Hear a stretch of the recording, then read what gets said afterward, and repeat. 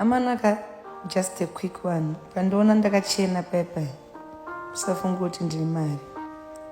Zvezvezvi ndine munhu asina kana senti. Kana senti reburi chero handina. But you know what I decided to do? I decided to refuse looking like my problems. Even ukatambura ukapfeka saga, who cares? Nobody cares about your problems. 80% are actually happy that unotori nema problems iwayo.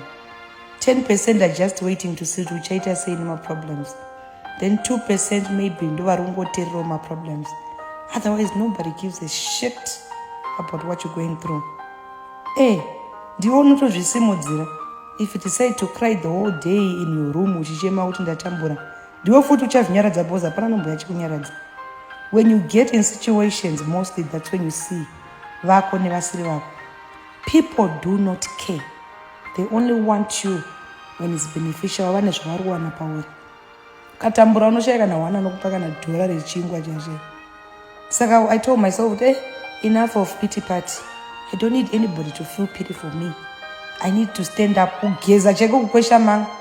Kuchena ipo paya pana ndakatochena kana last week iyo yamakandiona iyo. Nema status angu ya ndakachena ndinonhuwirira zvokuti perfume. Mwalete musina kana senti nema tissue. Ko ngaite se. Chero ndikachema ubva makuseni zvikarivire pane pachauya miracle man. You wake up, you bath, you look for something to do, for a hustle to do. Mwari chaiva vamuvhwe nemusodzi. Mwari vanomuvhwa netime. Saka unogona kubararadza wipesa ukazvivharira uchibararadza muromo kuenda pasaidi kudai. Mwari haatombomuvhwa zvekumhanya, anomuvhwa netime. So time ichauya yekuti vakublesse, time ichauya yekuti vakusvitse pavanofanira kukusvitsa.